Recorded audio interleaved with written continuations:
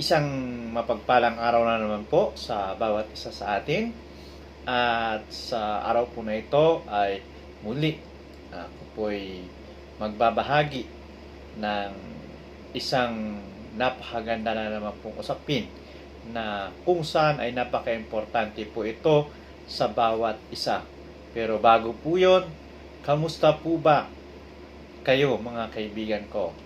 Kamusta po ang ating buhay? At kamusta po ang ating mga relasyon sa bawat tao na nasa ating paligid?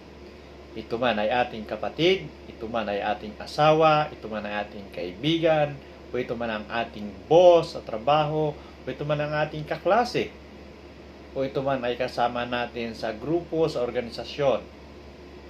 Nawa ang bawat isa ay mayroong magandang relasyon sa bawat isa.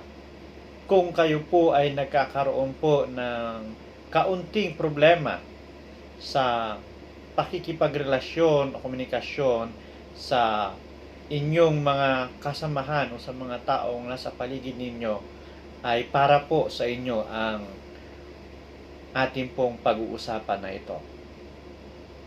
At ang kahalagahan nga po, ano nga po ba ang tinatawag natin kahalagahan nitong tinatawag nating komunikasyon? Ang komunikasyon po ay para po ito sa bawat isa. Ganito po siya kaimportante na hindi lamang po ito para sa tinatawag natin sa pagsasalita. Bagkus ang iba po ay magkikita natin sa pamamagitan lamang ng kanilang mga kilos at gawa.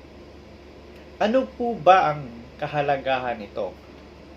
Meron pong 7 bagay na akin pong isinulat dito kung gaano po kahalaga at gaano kaimportante itong pakikipag-komunikasyon o pakikipag-ugnayan. Una po, ang komunikasyon po ay tinutulungan po tayo dito na para maipabatid, upang ipaalam ang atin pong ninanais ipaalam sa mga taong ating kausap o ating kaharap. Pangalawa po ay ito po yung para maunawaan din natin, no? Para maunawaan natin kung ano po ang ibig iparating ng mga taong nakakaharap natin. Ganun po siya kaimportante, no? Kailangan nating maintindihan, maunawaan ang gustong ipaalam ng mga taong nakikipag-usap sa atin.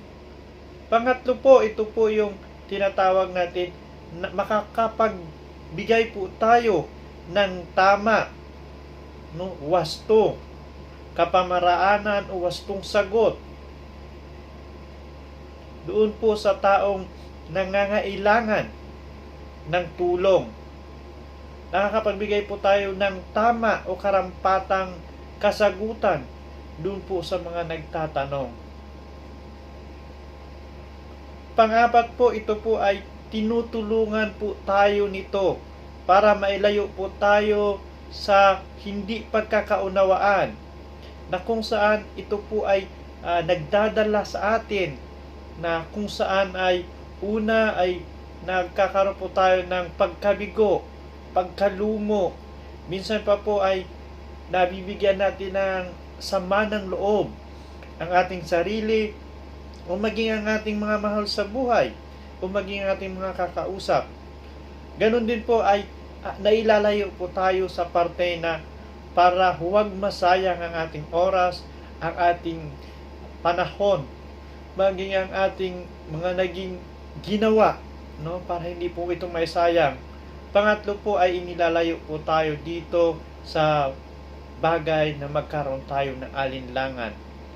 Inilalayo tayo sa bagay na para magkaroon po tayo ng pagdududa o pagkakaroon ng agam-agam.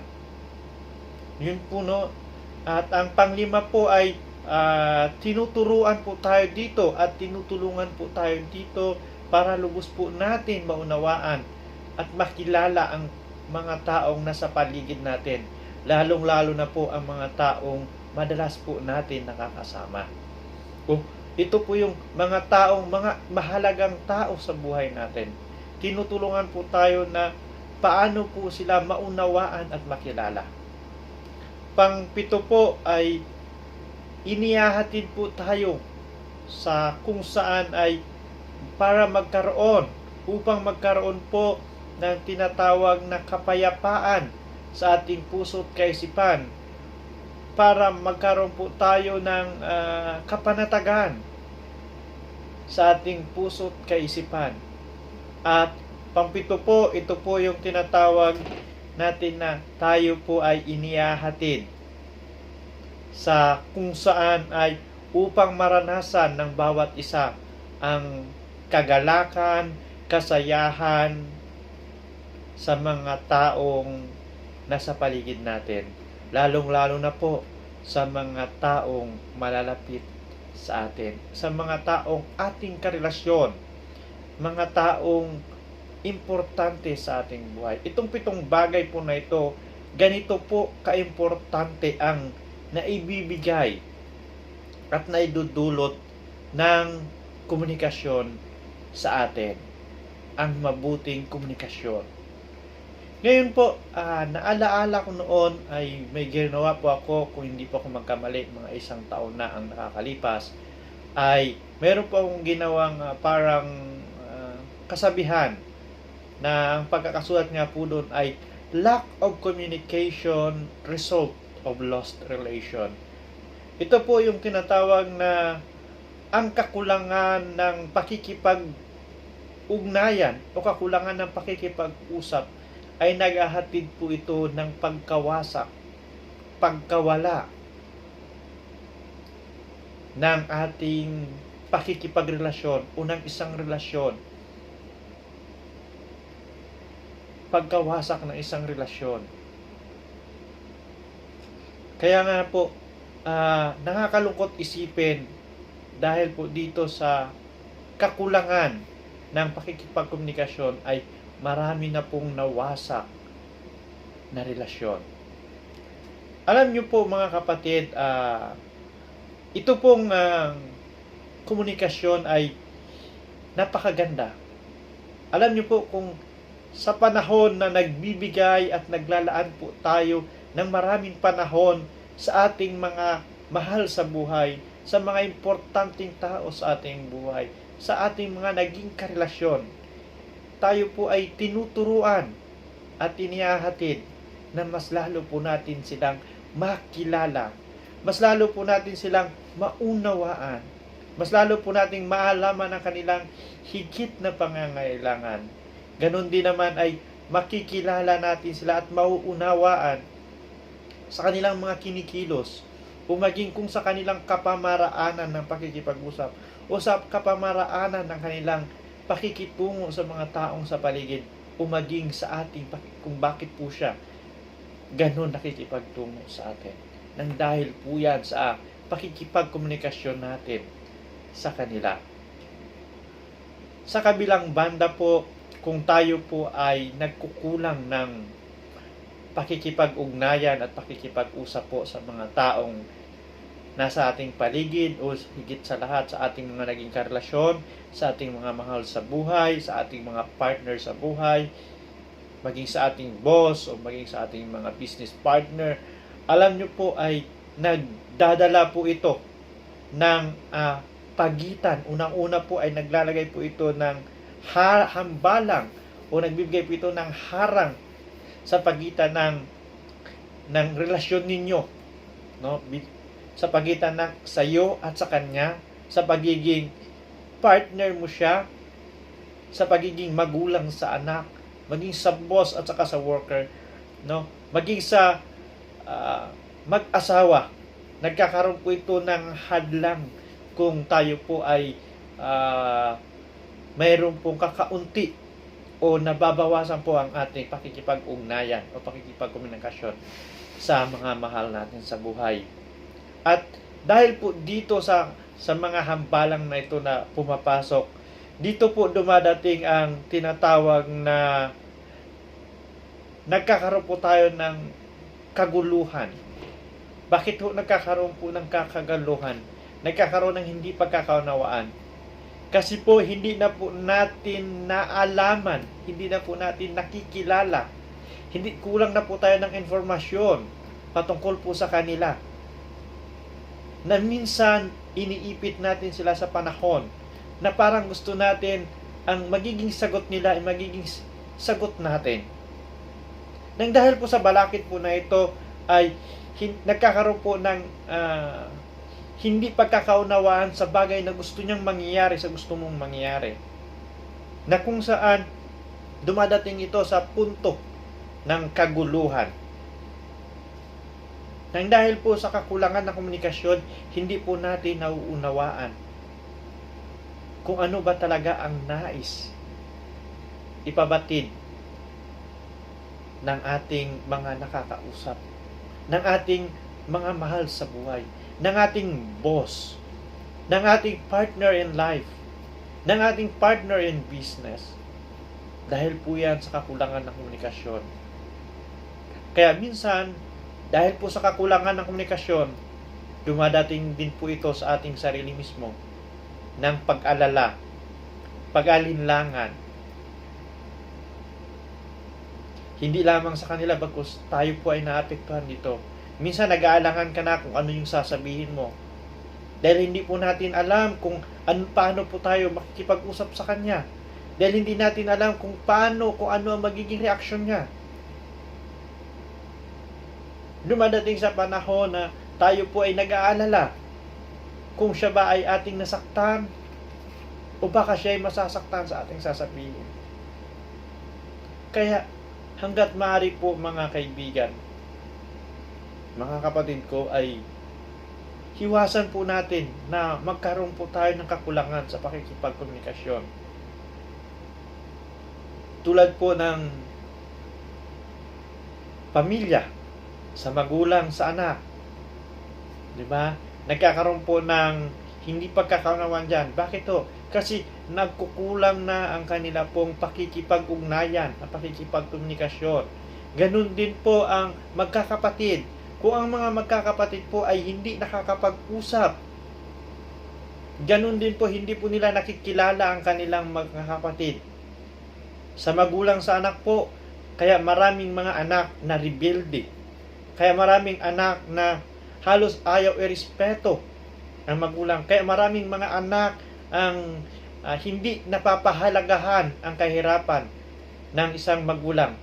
Dahil ang pagkakaunawa lang talaga nila ay ang magulang ay magtatrabaho at magsisilbi sa kanila. Hindi nila nakikita kung gaano kaimportante ang ginagawa ng isang magulang. Ganon din sa magkakapatid.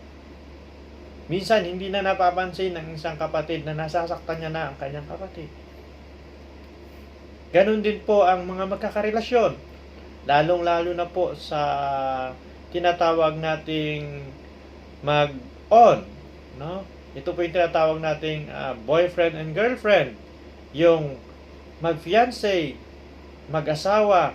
Nang dahil po sa kakulangan ng komunikasyon, dito po nangyayari na nagkakaroon po ng problema.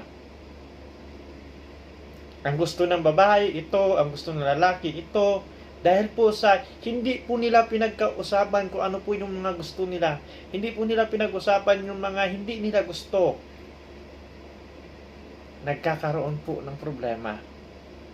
Ganon din po sa tinatawag natin pakikipagkaibigan. Minsan may mga kaibigan na kung magturing ay para nating mga nanay. May mga kaibigan na kung mag-alaga sa atin ay para na nating mga karelasyon. Nang dahil sa maling pakikipagkomunikasyon, nakakalimutan natin na mayroong mga limitasyon. Kaya minsan nagkakasakitan na sinasabi, kaibigan mo lang kasi ako. So nakakalungkot isipin po yung bahaging iyan. Dahil po sa kakulangan ng pakikipagkomunikasyon. Ganon din po, pagdating po natin sa mga organisasyon. May pare-parehong mga member at saka yung leader. Di ba po? Dumadating sa punto na ang iba galit sa leader. Yung iba naman kumakampi sa leader. Samantala, ang ibang leader ay meron lang namang gustong magandang sabihin. Pero dahil sa hindi nagkakaroon ng magandang komunikasyon, nasisira ang relasyon ng isang leader at member.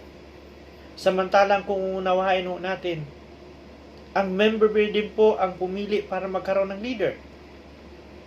O marapat na nagkaroon ng isang organisasyon dahil meron pong member at leader.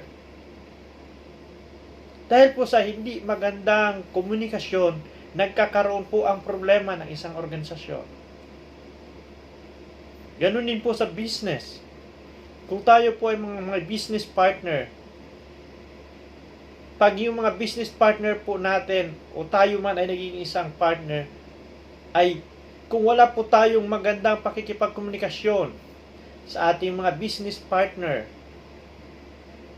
ay sigurado po wala pong mangyayari dyan at magkakaroon lang po kayo dyan ng problema. Kaya naman mga kaibigan, mga kapatid, tatlong bagay ang dapat na gagamitin po natin sa ating pakikipagkomunikasyon.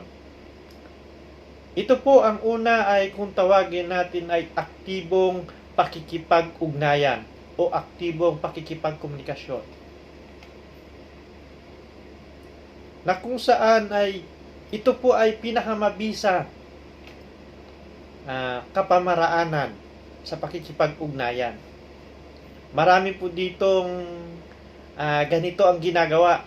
Gusto nila ay maging aktibo ang taong kausap nila. Pero sila sa sarili nila, pag sila ang kinakausap, hindi po sila nagiging aktibo. Nakakalungkot isipin. Pero nawa na ang bawat isa ay maging aktibo sa komunikasyon. Paano po ba nangyayari itong aktibo? Once na may tinatanong, dapat presence of mind po tayo. Andun po tayo sa kausap natin. Hindi yung kinakausap po tayo, lumilipad po yung isip natin. No? O kung may hinihingi, dapat tinitingnan natin kung anong magiging sagot natin doon sa hinihingi ng tao kaharap natin o kausap natin. Pangalawa po, ito po yung tinatawag nating pagpapatuloy o walang patid na pakikipag-ugnayan. Ito po yung walang patid o pagpapatuloy na pakikipag-ugnayan. Ito po kasi ay isa sa mga bagay na magbibigay na magpapatibay ng ating relasyon din. Para po yan sa isang magkaibigan. Kung masaya lang kayo sa simula, tapos pinutol mo ng pakikipag-usap sa'yo, masasabi mo po kayang magkaibigan kayo.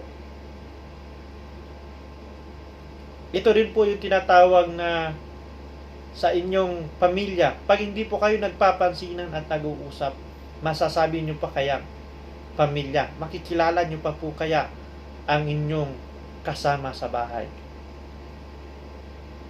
Naalala ko tuloy nung madalas sinasabi sa aming bahay, sa aming tahanan, kung ikaw ay laging pinapansin, pinapagalitan, pinupuna, sinasaway, ibig sabihin mahal ka namin. Ngunit kung ito'y mawawala, ibig sabihin hindi ka na namin mahal. So sa parte ng pagpapatuloy ng pakikipagkomunikasyon, dito po ay naipaparamdam natin din ang pagmamahal natin sa ating mga mahal sa buhay. Ganun din naman ay yung pangatlo po ay itong pinaka-importante, tama at wastong kapamaraanan ng pakikipag-ugnayan. Bakit po tama at wasto? Kasi po hindi naman buong araw, buong maghapon, buong magdamag na lagi kayong nag-uusap. Meron pong tamang panahon ng pakikipag-usap. Meron pong tamang panahon, tamang lugar ng pakikipag-usap. Sa ating pakikipag-usap din po ay doon din po natin maipapakita yung tama at wastong pakikipag-usap sa mga ginagamit po nating mga salita. sa mga ginagamit po nating mga titik, sa mga ginagamit po nating kilos o reaksyon sa atin pong kausap at kaharap. Dito po natin magkakaroon po tayo ng wasto at tamang paraan ng pakikipagkomunikasyon. At sa tatlong bagay po na ito ay matuturuan po tayo na maging matibay ang ating relasyon. Ulit po, kailangan po itong gamitin ang tatlo. Hindi po ito gagamitin yung isa lang, bagkus itong tatlo. Una po, maging aktibo po tayo. Pangalawa po, huwag po nating puputulin. Dapat po patuloy. Dapat po walang patid. Dapat tuloy-tuloy lang ang pakikipag-ugnayan natin. Pangatlo po, ito po yung sinasabing wasto at tamang pakikipag-ugnayan upang maiwasan natin masaktan ang ating mga mahal sa buhay. Upang maiwasan na yung ating sariling damdamin din ay masaktan. Nawa na ang bawat isa ay nakapulutan na itong salita na ito na aking binahagi. Lagi po nating tatandaan na sa isang relasyon ay mawalang saysay, mawawalang kabuluhan ang isang relasyon kung ang pakikipag-ugnayan o komunikasyon ng isang relasyon ay isa lang po ang mayroong pong pagkaunawa. O kung iisa lang po ang mayroong pong mabuting pakikipagkomunikasyon. Kung iisa lang po ang kumikilos at gumagawa para magkaroon ng komunikasyon. Dahil ang komunikasyon po ay ginawa po yan para po sa dalawang bahagi. Isang tagatanggap at isang tagahatid. Ibig sabihin po, kung itong dalawang ito,